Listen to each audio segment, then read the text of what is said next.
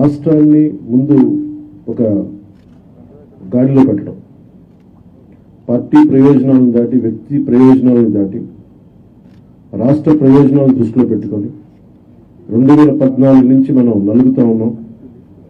2019కి ఈ అరాచక పాలన వల్ల ఇంకా నలిగిపోతా ఉన్నాం.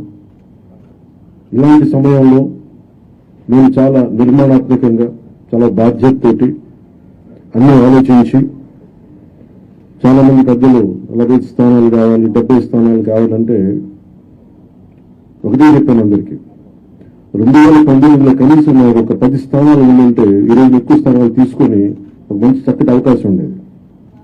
అది కోల్పోయాం కాబట్టి ఈసారి తక్కువ స్థానాలతోటి 98% స్ట్రైకింగ్ రేట్ ఉండాలి. దాంట్లో భాగంగానే 24 స్థానాలు, 3 పార్లమెంట్లు ఫిక్స్ అయిపోయాం.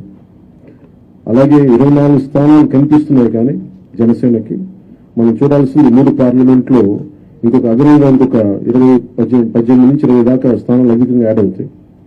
సో దాదాపు ఒకలా చూస్తే జనసేన అందరూ అనుకున్నట్టుగా ఒక 40 స్థానాల్లో పోటీ చేస్తున్నట్టు లెక్క, 3 పార్లమెంట్తో కలుపుకొని. నేను కూడా ఒక ఈ అలయన్స్ బలంగా ఉండాలి, టీడీపీ జనసేన అలయన్స్ బలంగా ఉండాలి అంటే నేను కూడా ప్రత్యేకించి భారతీయ జనతా పార్టీని దృష్టిలో పెట్టుకొని కూడా నా సీట్లని కుదించుకోవడం జరిగింది. ఇది మన నాయకులందరికీ కూడా వ్యక్తి ప్రయోజనాలను పక్కన పెట్టి రాష్ట్ర ప్రయోజనాలని ముందుకు తీసుకెళ్దాం.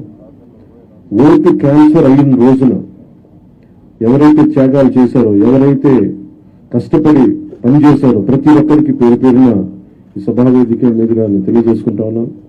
ప్రతి ఒక్కరికి మీ ప్రతిభతోటి, మీ సమర్థతతోటి, మీ అనుభవం ఎలా ఉందో దానికి తగ్గ ప్రతిఫలం ఉంటుంది భవిష్యత్తులో. పదవులు మన ప్రభుత్వం స్థాపించిన వెంటనే ఎలాంటి పదవులు మీ సమర్థతకి, మీ ప్రతిభకి తగ్గట్టుగా ఖచ్చితంగా మీకు అండగా ఉంటామని తెలియజేసుకుంటూ ప్రతి జనసైనిక